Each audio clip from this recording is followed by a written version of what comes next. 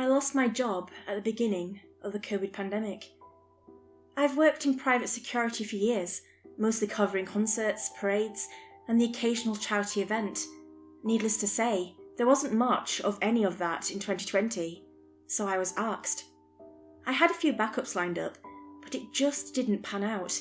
No one was hiring, and there was no opportunity for retraining. I could get started on a new education with my savings, but I figured I'd get a chance to come back to work within a few months anyway. Things took a turn for the worse when my mother was diagnosed with bone cancer. Suddenly, my plan to just sit this pandemic out got turned on its head. She needed all the help she could get, and my savings just wouldn't cover it. I needed at least a part-time job to make ends meet, something that gave me time to stay at home and take care of her. While my mum got worse, I spent most of my days at the doctor's office. They had to schedule her for surgery immediately, along with chemo and physical therapy. I never got a good idea of how bad it was. They wouldn't even say 50-50. Then one day, while I was reading the classifieds, I was getting desperate, a woman approached me. She was in her early 50s, had a very businesslike demeanour, and short, blonde hair. She made a terrible first impression, looking like she wanted to rip the paper out of my hands and scold me, but that all fell away the instant. She smiled at me. All she had to do was flash those pearly whites, and I could suddenly imagine her standing on a porch with a tray of freshly baked chocolate chip cookies. "Excuse me, I couldn't help noticing you were looking through the classifieds," she smiled. "Do you mind me asking what line of work you're in?" "No, of course," I nodded. "Private security, Mom." "Please, Leslie," she chuckled. She held out a hand, but pulled it back. No handshakes in the pandemic. It was bad enough that she wasn't wearing a mask. "Leslie Boleyn?" I asked. "Councilwoman Leslie Boleyn." "That's right," she said, sitting down on a chair across from me. "And you are—" "Emmett Marcus," I said. "I work security for many of Councilman Erling's events." "Erling? Then you must have a lot of experience." "I do." She glanced back down at the classifieds, then back up at me. "Erling was quite the character," she said. "I bet you have some stories to tell." "Not about my clients, Mum." Leslie gave me a long look. I wasn't flinching. "You never talk shit about your clients." "Are you looking for a job, Emmett?" It all looked great on paper. It was part-time, but almost paid a full salary, some flexible hours during the weekdays. The weekends would be booked solid. I was told there'd be a lot of downtime, and that I was merely a precaution. The only thing that worried me was that I wasn't given a precise location, or even instruction. Two things were clear. I was going to bring my own gun, and Councilwoman Boleyn wasn't the one in need of protection. A few days later, I was invited to her home. I knew for a fact that she had a big family. I'd seen it on the posters around town, back in her campaigning days. Still, as soon as I got to her house, I noticed something was off. The lawn wasn't cut, and there was only one car in the driveway. All the curtains were closed. As I parked my car, I saw Leslie standing in the doorway to greet me. "Sorry about the mess," she said as I walked up to her. "I'm really counting on your discretion here." She said it jokingly, but I had the feeling there was more to it. I just smiled back at her. "Of course, Leslie." She showed me inside, and my concerns grew. Stacked takeout boxes littered the living room, and there were at least 8 empty wine bottles on the kitchen counter. I found myself blowing away fruit flies every few seconds, and I didn't even want to know what lurked under the carpets. "I'll be honest," she said. "It's been a rough couple of weeks." "I understand," I said, trying to keep a straight face. "I'm separating from my husband," she sighed. "Not publicly yet, but it's happening. The kids are staying with him." "That's rough."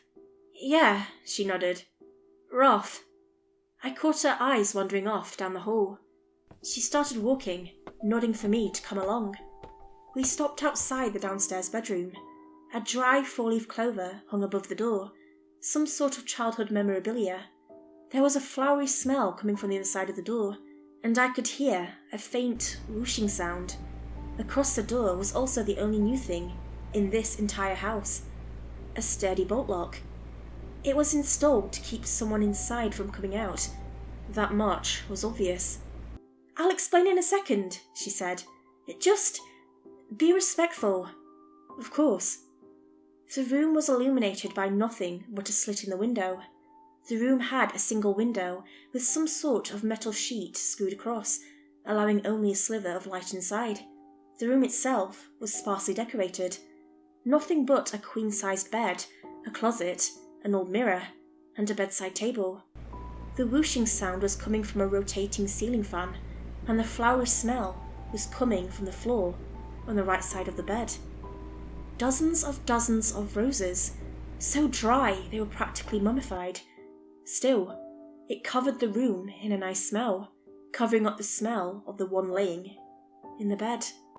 Someone lying across from the old mirror, able to see themselves all the hours of the day. It was a very, very old man. He looked to be well past 90 years old, hairless, withered away, and barely breathing. There were no machines hooked up to him, no medication on the bedside table.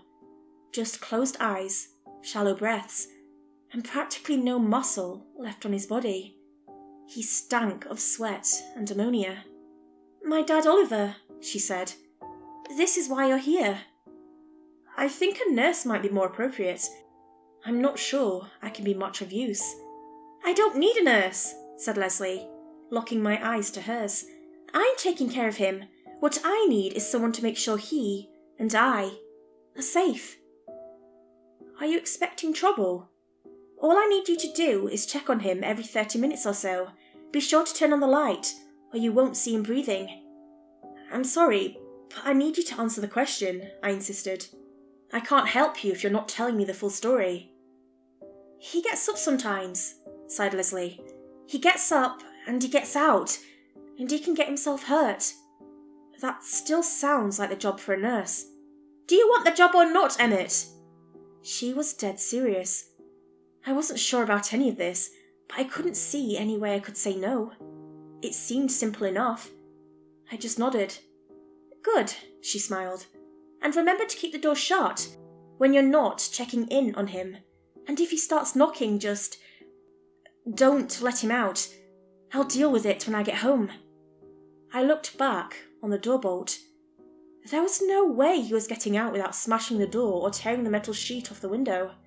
And looking at those decrepit arms, I didn't expect that to happen anytime soon. It became clear that Leslie just needed me during her off hours while she was off at work. Apparently, she was having some sort of legal spat with a pharmaceutical company, and she had to work uncomfortable hours at times.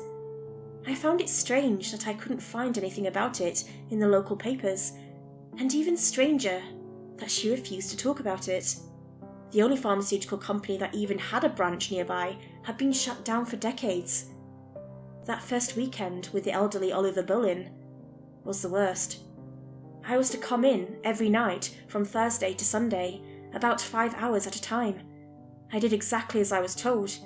I put a chair in the hallway and made sure to check the room at least once every 30 minutes. Unbolt the door, turn on the lights, check for breathing. And that was it, over and over. I got so bored out of my mind that I started bringing pocketbooks to read on my Saturday shift. I didn't even bother hiding it, and Leslie didn't seem to mind. Hours on end, with nothing but a close to comatose old man and a whooshing ceiling fan, can drive anyone insane. Then came Sunday afternoon. Leslie had just been gone for little over an hour, and I was checking on Oliver for the second time of the day. As I turned on the lights, I recoiled. He was sitting up, staring straight ahead, into the mirror, across the room. "Mr. Boleyn," I asked, "are you okay?" He didn't respond, didn't even look at me. He just leaned back into the bed and closed his eyes. There was something unnatural about the way he moved, almost mechanically. I made a note to tell Leslie about it once she got back. As I was leaving the room, I almost forgot to turn off the lights. As I reached the hallway, I turned around, only to see Oliver sitting upright again. But this time, he was looking at me. It felt predatory in a way, like he'd been caught in the act. I just turned off the lights and saw him lean back into the bed. It was the strangest thing. Even stranger was the roses by the bed. A few of them had turned blue. Leslie came back an hour later than expected, and wet as a dog. She was visibly stressed and seemed scared. She just pushed me out of the door, mascara running from her eyes, and told me to come in extra the following day. I told her we should talk about Oliver, but she dismissed me. "I know!" she yelled. "Whatever it is, I know!" I started coming in 5 days a week, Thursday to Monday. It carried on for a little over a month, and I got pretty used to it. Still, I couldn't shake the feeling that I was going to see him sitting up the next time I opened the door. He didn't, but it felt like there was always a chance. One night, Leslie was particularly late. I found myself dozing off, only to wake up when my book slipped out of my hands and hit the floor. I'd missed one of the 30-minute checkups. I bounced to my feet and hurried to the door. As I put my hand on the door bolt, I stopped, breathing. "Mr. Boleyn," I said, "are you up?" There was a short silence, then a footstep. A big one, not two or several, just one big footstep. Something felt wrong, and I put my hand on my gun. I opened the door. There he was, sleeping as always. Had I imagined it? That night seemed to carry on forever. As it was getting close to 2 a.m, Leslie was still nowhere to be found. I tried calling her, but I got nothing. Not on her cell, not on her office phone. Nothing. I even thought about calling her husband, but decided against it. Instead, I just tried doing my job for as long as I could. At 2:30, I got up to do another check. As I put my hand on the door, something touched my face. I blew it away, thinking it was another fruit fly. When I noticed something touching my hand, a single tiny blue leaf. Looking up above the door, I noticed the dried 4-leaf clover had turned completely blue. I opened the door bolt and opened the door, only to have it stop against something. There was something heavy on the other side. 2 pushes later, and I realised it was the closet. How the hell did that old man move something that large and heavy without me noticing it? "Mr. Boleyn," I called out, "I'm coming in." Step by step, I pushed the door open. I got it to open just enough to see that his bed was empty, and that all the bedside roses had turned blue. Their leaves were scattered across the floor, as if someone had stepped on them. I powered through and shoved the door open. Mr. Boleyn was standing in front of the metal sheet that covered the window. There was a loud pop as the corner screw was torn off. Mr. Boleyn was just standing there in the dark. The whooshing noise was gone, as the ceiling fan had gone quiet. The lights didn't work, and there were traces of glass spread across the bed. "Mr. Boleyn, His arms were to his side. He wasn't pulling on the metal sheet, but it was still moving. He turned around. His face was stretched to the limit, as something was coming out of his mouth. It was as thick as my arm, and twice as long. A dark, slick surface, like a kind of oil. It dripped onto the floor, leaving blue marks along the way. It was some kind of arm, or tentacle. Before I got the chance to speak, the arms split in 4. One grabbed the mirror, one grabbed the bed, and the other 2 stuck to the ceiling. They started swinging forward, holding Oliver Boleyn like a macabre puppet. It was so fast. All those things moving towards me. Before I could get my gun out of its harness, he was already at the door. I stumbled backwards, the arms stretched through the half-open door, only to get stuck by Oliver's frail body. It looked like a snail desperately trying to break free of its shell. Or a snake trying to get loose from a bog. Right there, in the middle of Oliver Boleyn's wide open mouth, I saw something white flashing by. An eye, or a set of teeth. My pulse didn't know what to do, and just started racing. It got so high that I barely even felt it, and I was forgetting to breathe. I got my gun out, safety off, and put myself in a firing position. It was only then that I realised I had no idea what to fire at. What was my target? That moment of hesitation allowed the thing to close in on me. It threw itself at me, tossing Oliver like a ragdoll across the room, knocking over the empty bottles, slipping as it lost grip on the hallway carpet. I just ducked, and as it went over me, we traded places. It was standing between me and the exit. I dashed upstairs, hearing the smattering of something sticky as the limbs scrambled to regain balance. It just seemed so eager to get to me, like it was hungry or playful. Rushing up the stairs, I took a shot. I didn't even know what to aim for. I just wanted it to stay away. I must have hit something. It was a good shot. But nothing happened. Just a large bang. I locked myself in the upstairs bathroom and backed away from the door. I heard some kind of squishy noise outside as tiny tentacles were reaching in from under and over the door. It was gonna rip the entire door straight off the hinges. As the wood began to creak, I opened the bathroom window, knocking over decorative soaps and porcelain figurines. I was about to throw myself out when I felt something tugging at my leg. I didn't look back, but the smell of ammonia was overwhelming. And, in the midst of panic, a voice, somewhere deep inside Oliver Boleyn. "Hello." It tried to pull me back. I held onto the window frame for dear life. As my shoe slipped off, I took my chance. I just fell from the second-story window, landing hard on the garage roof. I made a big dent in the steel roof, tumbled off, and found myself flat on a gravel path, fresh out of breath. I'd pulled my shoulder and banged my head, but there was too much adrenaline for me to notice. I stumbled out to my car, threw myself in the driver's seat, and turned the key. As the headlights lit up, I saw Oliver Boleyn in front of my car. He was being held up by at least 6 appendages, standing like a crab in the middle of the driveway. His eyes were flickering back and forth, like he was dreaming. As I put the car in reverse, I noticed I was screaming. I hadn't even noticed that I'd started. I was just screaming my heart out, and it wasn't even a conscious decision. I just had to get away, no matter the cost. I don't know if it chased me or if it just let me leave. I don't know what happened for the rest of the night. I just pushed down on the gas and put as much distance as I could between me and that godforsaken house. The next day, I found myself 2 towns over.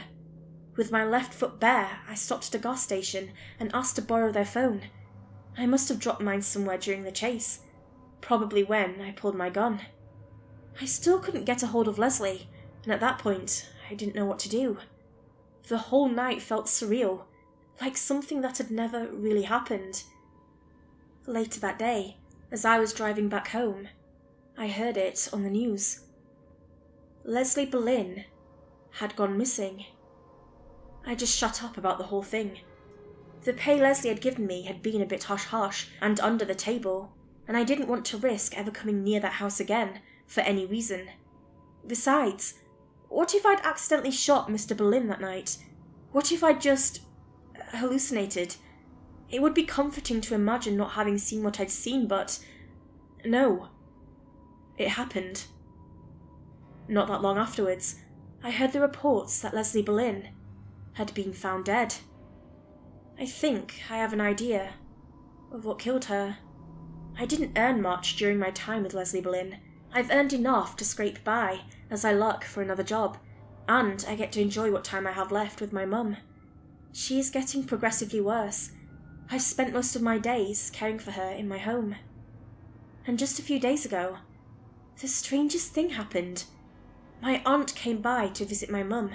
We all had some coffee and cake, talked, watched movies, and spent the day together. Later that night, as my mum had fallen asleep, I noticed something on her bedside table.